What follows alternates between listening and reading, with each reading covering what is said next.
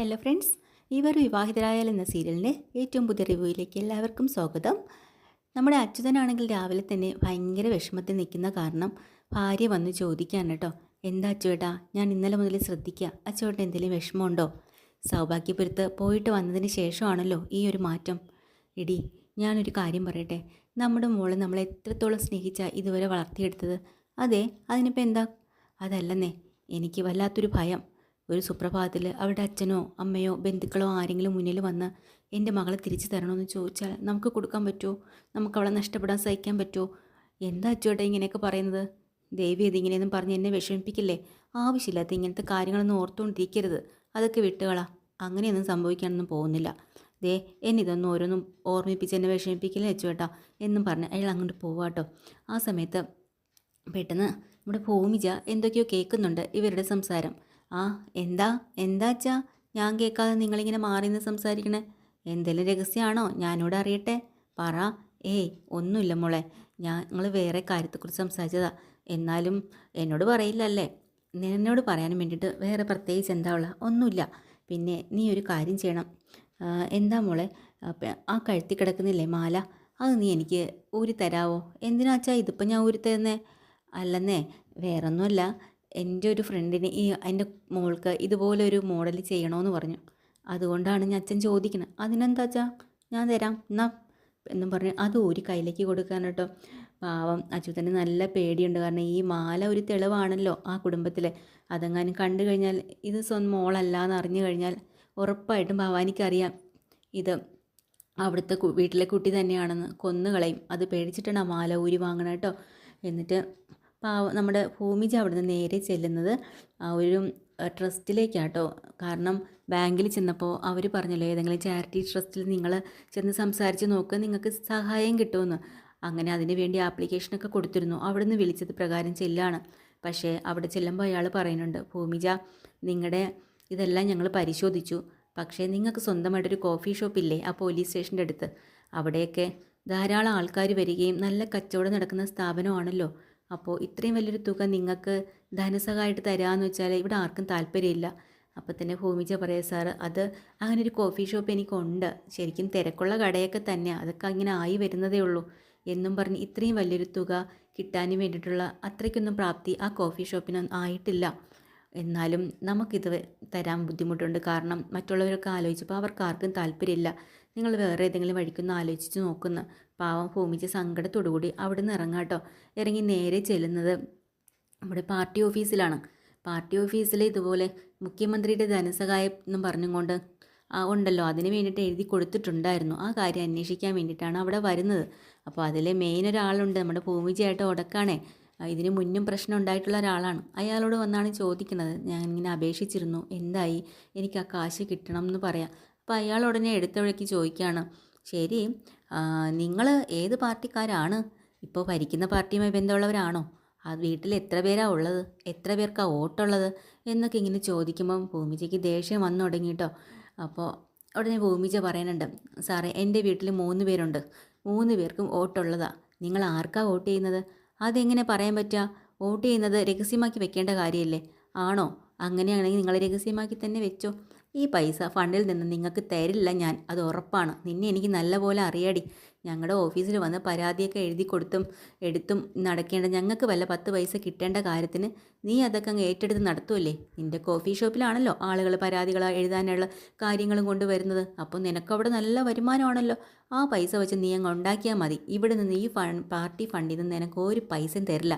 പാർട്ടിക്കാർക്ക് പോലും കൊടുക്കാൻ ഇവിടെ പൈസ ഇല്ലാണ്ടിരിക്കുന്നു. അപ്പോഴാണ് അവൾ വന്നേക്കുന്നത്. അപ്പം നല്ല ദേഷ്യവും സങ്കടവും ഒക്കെ ഭൂമിജയ്ക്ക് വരാം കേട്ടോ. ഭൂമിജ പറയുന്നുണ്ട്, അതേ, ഞാനൊരു കാര്യം പറയാം. പണ്ട് 1947 ഒരു മഹാൻ പറഞ്ഞിരുന്നു, അന്ന് രാത്രി അർദ്ധരാത്രി ആയപ്പോൾ, ഓഗസ്റ്റ് 15 ഇന്ത്യക്ക് സ്വാതന്ത്ര്യം കിട്ടിയെന്ന്. ഇനി എല്ലാവർക്കും സ്വതന്ത്രമായി ജീവിക്കാമെന്ന്. പക്ഷേ ഇവിടെ ഇന്ത്യക്ക് സ്വാതന്ത്ര്യമല്ല കിട്ടിയത്, അന്നത്തെ രാത്രിത്തെ മാത്രമുള്ള സ്വാതന്ത്ര്യമേ കിട്ടിയിട്ടുള്ളൂ. ആരും അവിടെ നിന്ന് ഇന്ന് വരെ ഉണർന്നിട്ടുമില്ല. കാണിച്ചു തരാമെന്നും പറഞ്ഞുകൊണ്ട് ഭൂമിജ അവിടെ നിന്ന് ദേഷ്യം പിടിച്ചും സങ്കടപ്പെട്ടും തിരിച്ചു പോവാട്ടോ. ഇനി അച്ഛന് വേണ്ടിയിട്ട് ഇനി എന്താ ചെയ്യുക? എവിടെ പോയി അന്വേഷിക്കാൻ പറ്റും? ആകെ പ്രയാസത്തിലാണ്. അത് കഴിഞ്ഞിട്ട് നമ്മൾ സൗഭാഗ്യപുരത്താണെങ്കിൽ രാവിലെ തന്നെ സൗഭാഗ്യ അവർക്ക് വല്ലാത്തൊരു വിഷമം. കാരണം അഞ്ജന കാട്ടിക്കൂട്ടിയത് അങ്ങനെയൊക്കെയാണല്ലോ. വർമ്മയും സംഗീതയും കൂടെ വന്ന് പറയുന്നുണ്ട്, അമ്മ എന്തിനെങ്ങനെ വിഷമിച്ചിരിക്കുന്നത്, അഞ്ജനയുടെ കാര്യം ഓർത്തിട്ടാണോ? അത് ഇപ്പോഴത്തെ പിള്ളേരൊക്കെ അല്ലേന്ന് വർമ്മ പറഞ്ഞു തുടങ്ങണതും. മതി, നിർത്തിക്കോ.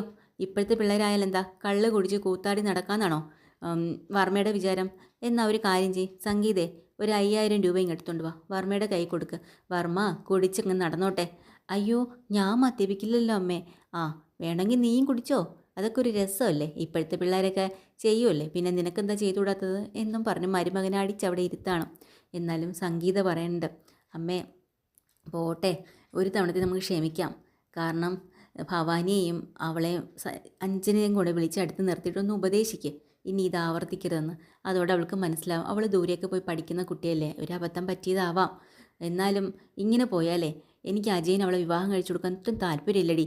അത് ശരിയാവില്ല, ഈ സ്വഭാവം നല്ലതല്ല. അതൊക്കെ ശരിയാ, പറഞ്ഞാൽ ചിലപ്പോൾ അവൾ മാറും. ആ, നീ ഒരു കാര്യം ചെയ്യ്, അവർ രണ്ടുപേരും ഇങ്ങോട്ട് വിളിക്ക്. അപ്പോഴാണ് ജോലിക്കാർ പറയുന്നത്, അയ്യോ അമ്മേ, അവർ രണ്ടുപേരും ഇവിടെ ഇല്ല. എവിടെ പോയി ഇത്ര രാവിലെ? എവിടെ പോയി എന്നൊന്നും അറിയില്ല, രണ്ടുപേരും റൂമിലില്ല. രാവിലെ ഇങ്ങോട്ട് പോകുന്നുണ്ടോ? അജയ് നിന്നോട് എന്തെങ്കിലും പറഞ്ഞോ അഞ്ജന എവിടെയെങ്കിലും പോകുന്ന കാര്യം? ഇല്ല മുത്തശ്ശി. വർമ്മയുടെ സംഗീതയോട് പറഞ്ഞു? ഇല്ല, ഞങ്ങളോ ആരും അറിഞ്ഞില്ല. ഇതിപ്പോൾ എവിടെ പോയതാ? ഒരു കാര്യം ചെയ്യ്, ഒരു ഫോണിലേക്കൊന്ന് വിളിച്ച് നോക്ക് എന്ന് പറഞ്ഞതിന് മുന്നേ തന്നെ ഇങ്ങോട്ടൊരു കോൾ വരും കേട്ടോ. അപ്പോൾ പരിചയമില്ലാത്തൊരു നമ്പറാണ്, നോക്കിയിട്ട് ഇന്നലെ എടുക്കാൻ പറയുകയാണ് സൗഭാഗ്യ. അന്നേരം അവിടെ തന്നെ കുടുംബക്ഷേത്രത്തിലെ അമ്പലത്തിലെ പൂജാരിയാട്ടോ. ഞാൻ ഇവിടുത്തെ പൂജാരിയാണ് അമ്മയെന്ന് പറയാം. ആ, എന്താണ് നിങ്ങൾക്ക് വിശേഷം, പറഞ്ഞോളൂ എന്ന് ഇവർ ചോദിക്കുക. അപ്പോൾ നേരം പൂജാരി അവിടെ നിന്നുകൊണ്ട് പറയാം, അമ്മയുടെ കുടുംബത്തിലൊരു കുട്ടിയെക്കുറിച്ച് പറയാനാ. ആര്, അഞ്ജനയോ? അതെ, ആ കുട്ടി തന്നെ ഇവിടെ വന്നിട്ടുണ്ട്. ഇവിടെ വന്ന പാടെ ഭയങ്കര സങ്കടത്തിലായിരുന്നു, എന്തോ വിഷമത്തിലുമായിരുന്നു.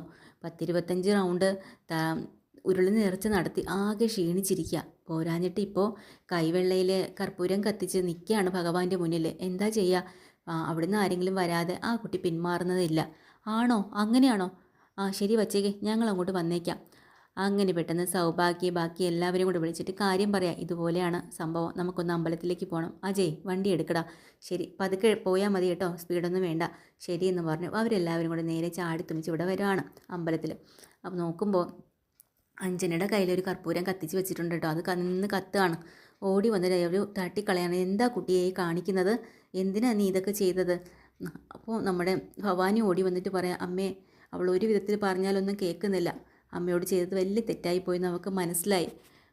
ഞാനൊന്ന് സംസാരിക്കട്ടെ, പറ ഇന്നലെ എന്തടി നടന്നതെന്ന് ചോദിക്കാട്ടോ വീണ്ടും ഒന്നും കൂടെ.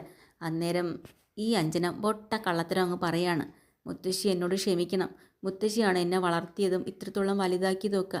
എനിക്ക് മുത്തശ്ശിയെ വിഷമിച്ചതിൽ ഒരുപാട് സങ്കടമുണ്ട്. ഇന്നലത്തെ ആ ഒരു ചടങ്ങെല്ലാം കഴിഞ്ഞപ്പോൾ എൻ്റെ ഫ്രണ്ട്സ് വന്നായിരുന്നല്ലോ, അവരുമായിട്ട് ഞാൻ റൂമിലിരിക്കുകയായിരുന്നു. അവരാണ് മദ്യപിച്ചത്. അതിൽ നിന്ന് എനിക്ക് ഒഴിച്ചൊന്നും ഞാൻ വിചാരിച്ചു അത് ഡ്രിങ്ക്സോ മറ്റോ എന്തോന്നും, പക്ഷേ അവർ മദ്യം കലർത്തി തന്നത്. അങ്ങനെയാണ് ഞാൻ മദ്യം കഴിക്കേണ്ടി വന്നത്. പിന്നീട് എനിക്ക് മനസ്സിലായത് അത് മദ്യമായിരുന്നു എന്നൊക്കെ. ഞാൻ ഇന്ന് വരെ ഈ സാധനം ഞാൻ കൈകൊണ്ട് തൊട്ടിട്ടേ ഇല്ല. ഡൽഹിയിലൊക്കെ പഠിക്കാൻ പോയപ്പോഴും എൻ്റെ മുത്തശ്ശി എന്നെ എങ്ങനെ വളർത്തിയതും പഠിപ്പിച്ചതും ആ ലെവലിൽ തന്നെ ഞാൻ ജീവിക്കാൻ ശ്രമിച്ചിട്ടുള്ളൂ. മുത്തശ്ശിക്ക് വിഷമമായെന്ന് എനിക്ക് മനസ്സിലായി. എന്നോട് ക്ഷമിക്കണം മുത്തശ്ശി, അതുകൊണ്ടാണ് ഞാൻ ഇങ്ങനെയൊക്കെ ചെയ്തത്. എൻ്റെ പൊന്നു മോളെ, അതിന് നീ ഇങ്ങനെയൊക്കെ ചെയ്യണോ? പോട്ടെ, ഞാൻ നിന്നോട് ക്ഷമിച്ചു. പിന്നെ ഭവാനി കണ്ണ് കാണിക്കുന്നുണ്ട് കേട്ടോ, കാരണം അജയിൻ്റെ കാര്യം. അജയനെ എനിക്കൊരിക്കലും മറക്കാൻ പറ്റില്ല മുത്തശ്ശി. അജയ് ഇല്ലാത്ത ജീവിതം എനിക്ക് പറ്റില്ല. ഞാൻ അത്രമാത്രം ഇഷ്ടപ്പെട്ടു പോയിട്ടുണ്ട് അജയ്. ആ, അതൊക്കെ നമുക്ക് ആലോചിക്കാം. അന്നേരത്തെ ദേഷ്യത്തിന് ഞാനും എന്തൊക്കെയോ പറഞ്ഞു പോയി. പിന്നെ മോളെന്തായാലും തെറ്റ് ചെയ്യില്ല, നല്ല കുട്ടിയായിട്ടായല്ലോ, എനിക്ക് സമാധാനമായി. നീ ഒരു കാര്യം ചെയ്യ് ഭവാനി, ഇവളെയും കൊണ്ട് നേരെ ആശുപത്രിയിലേക്ക് പോകണം കേട്ടോ. അജയ് ഇനി വന്നേ നീ എന്നും പറഞ്ഞ് ഇവർ രണ്ടുപേരെയും കൈ കുപ്പിടിച്ച് ഒന്നും കൂടെ ചേർത്ത് വെച്ചിട്ട് പറയാം, നിങ്ങൾ ഒരുമിക്കേണ്ടവർ തന്നെയാണ്, നിങ്ങളെ ഞാൻ പിരിക്കാനൊന്നും ശ്രമിക്കുന്നില്ല. നീ ഇവൾക്ക് എന്നും കാവലായി ഉണ്ടാവണം അജയ് എന്ന് പറയാട്ടോ. അജയൻ്റെ മനസ്സിൽ പെട്ടെന്ന് എൻ്റെ കാമുകിയെ ഓർക്കുകയാണ് കേട്ടോ. പാവം, ആ കുട്ടീനെ അത്രയ്ക്ക് ഇഷ്ടമായിരുന്നല്ലോ, അവർ സ്നേഹിച്ച് നടന്നതും ഒക്കെ ഇങ്ങനെ പഴയ ഓർമ്മകൾ വന്ന അജയ് വല്ലാതെ വിഷമത്തിലാണ്. അതൊക്കെ കഴിഞ്ഞിട്ട് ഭവാനി പറയാണ്ട്, ഞാൻ എൻ്റെ മോളെയും കൊണ്ട് ഒന്ന് ഹോസ്പിറ്റലിൽ കാണിച്ചിട്ട് വരാമെന്ന്. അങ്ങനെ അവരങ്ങ് പോവാട്ടോ. കുറച്ച് ദൂരം കഴിയുമ്പോഴത്തേക്കും അവിടെ മറഞ്ഞു നിന്നിട്ട് ആ പൂജാരിക്ക് കുറച്ച് കാശൊക്കെ കൊടുക്കുക. എന്നിട്ട് പൂജാരിയോട് പറയാം, ഒരുപാട് നന്ദിയുണ്ട് കേട്ടോ ഞങ്ങൾക്ക് ഇങ്ങനെ ഒരു ഉപകാരം ചെയ്തു തന്നതിന്. പിന്നെ ആരോടും പറയരുത്, ഇനി ഇതുപോലുള്ള ആവശ്യങ്ങൾ വരുമ്പോൾ ഞങ്ങൾ വിളിക്കും, കാശ് തരാം എന്നും പറഞ്ഞ്. അത് കഴിഞ്ഞിട്ട് അഞ്ജന പറയാം, അമ്മേ മുത്തശ്ശി ആശുപത്രിയിൽ പോകാനാ പറഞ്ഞു വിട്ടത്. അതെ, ഞാനിപ്പോൾ ഇതേ ഹോസ്പിറ്റലിൽ നിൽക്കുക. ഭവാനി ഡോക്ടറുടെ ഫ്രണ്ടല്ലേ. അവരങ്ങനെ പരസ്പരം കളിയാക്കി ചിരിക്കുക കേട്ടോ. അതെ എടി, അവരൊരു ഭൂലോക മണ്ടിയാ. ആ സംഗീതയും വർമ്മയൊക്കെ ആ മണ്ടത്തരത്തിൻ്റെ സ്കൂളിലാണ് പഠിക്കുന്നത്. അതുകൊണ്ട് മൊത്തത്തിൽ നമ്മൾ പറയണമെന്നും അവർ വിശ്വസിക്കില്ല. എല്ലാ മണ്ടിയും മണ്ടന്മാരും തന്നെയാണ്. പിന്നെ അജയ് അവനൊരു പോലീസ് ബുദ്ധിയൊക്കെ ഉണ്ട്, പക്ഷേ എന്നാലും അവനത് കണ്ടുപിടിച്ചില്ല. നിൻ്റെ കൈ ഇങ്ങോട്ട് നീക്ക് എന്നും പറഞ്ഞ് നോക്കുമ്പോൾ ആർട്ടിഫിഷ്യലായിട്ടൊരു സ്കിന്ന് കൈയുടെ പുറത്ത് ഒട്ടിച്ചിട്ടുണ്ട്. അതിൻ്റെ പുറത്താണ് ഈ ഒരു കർപ്പൂരം കത്തിച്ച് വെക്കുന്നത്. അപ്പോൾ എന്നിട്ട് ഇതിനെ പതിയെ ഇളക്കി അങ്ങ് കളയാട്ടോ. കൈക്ക് ഒരു കേടും പറ്റിയിട്ടില്ല. എല്ലാവരെയും പറ്റിച്ചു. അജയ് പോലും കണ്ടുപിടിച്ചില്ലല്ലോ എന്നും പറഞ്ഞ് അവരങ്ങ് സന്തോഷം കൊണ്ട് തിമിർക്കാട്ടോ. ഇനി വേണം നമ്മുടെ കളി കളിക്കാനായിട്ട്. ഇനി ഇവിടെ നിന്നും കൊണ്ട് ഞാനൊരു കളിക്കും. ഇനി നോക്കിക്കോ, എല്ലാത്തിനും എൻ്റെ വരുതിയിലെത്തിക്കുമെന്നും ഭവാനിയും ചിന്തിക്കുകയാണ്. ഇതാണ് ഇന്നത്തെ എപ്പിസോഡിൽ. ഡീറ്റെയിൽഡ് എപ്പിസോഡുമായിട്ട് വീണ്ടും വരാം. ചാനൽ ഇഷ്ടമായ ലൈക്ക് ചെയ്യുക, സബ്സ്ക്രൈബ് ചെയ്യുക. താങ്ക്